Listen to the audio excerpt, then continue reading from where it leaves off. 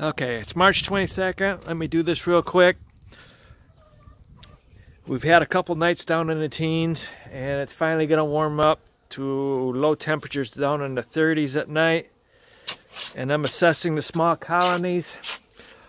A few days ago, I gave 84 a frame of brood and nurse bees. So 84 is okay. And I just checked to make sure the queen was doing good. She's doing well. This colony here, this is going to need a frame of brood and nurse bees. And I checked, the queen's still in there. So I got to do that today. Clouds are rolling in, so I've got maybe an hour or less. Here's another one, 69. I checked, they have a queen. They need a frame of brood and nurse bees. And the reason I didn't do this earlier, a month or so ago, is because I had to wait for the nurse bees to hatch out, come out of the cells. Because if you give them a frame of brood early or late winter, there's a good chance they're going to be worker bees and they won't stay there. They'll go back to the original colony.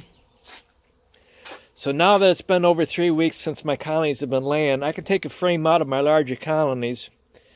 After I've caged the queen and removed the queen overnight, I put the frame of brood and nurse bees in, close up the hive, and I bring it inside just to make sure they don't get cold, because you're taking that frame out of a large colony and putting it in a small colony. Even though I have my insulated fillers here, I want to make sure they don't get too cold. And I'm checking all these colonies here just to make sure they have a queen, because if these colonies here don't have a queen, I can combine them with one of these smaller colonies. This right here, 35, is a 2018 homebred queen. And I was just checking. The queens can die at any time, especially the older they are, the more likely they are to die.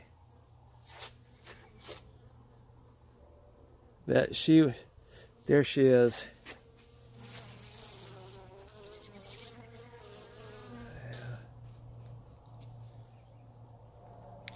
She's doing very well. She's got 3 frames of brood. This is what you get when you breed your own queens. She didn't cost me anything. And this year she's going to be staying here at home. My second year queens stay at home, and I use them for my breeding program. And my queens that are less than a year old, they're the first summer I make them, the second summer they go out and produce honey.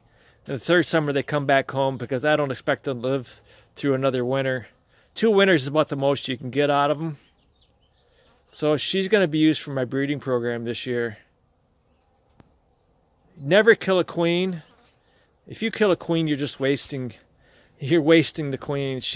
Let her live as long as she can and take all the queen or the eggs out to make queen cells in the future for future colonies.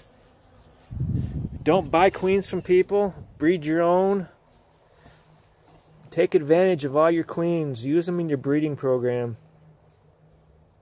And again, I'm not smoking my bees today. I'm not using gloves. I'm not using a veil. I've got 4 more to check here. So as I get these done and I find queens are in these, then I'm going to take frames out and fix 69 and 22. And I'm adding mediums with honey. This one will get a medium of honey today, just to make sure they have enough honey. So things are looking pretty good right now. It's like I said, it's March 22nd. And the other smaller colonies I have are in the windows here. I probably should check them today, make sure they have a queen. And my larger colonies, I'm going to pull frames of brood out or out here.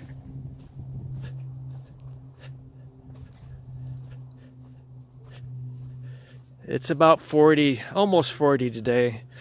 On the south side, it's warmer. The sun hits the side of my garage and it warms it up, and I can check colonies out here on the east side. As soon as the sun gets past the side, it's not so warm anymore.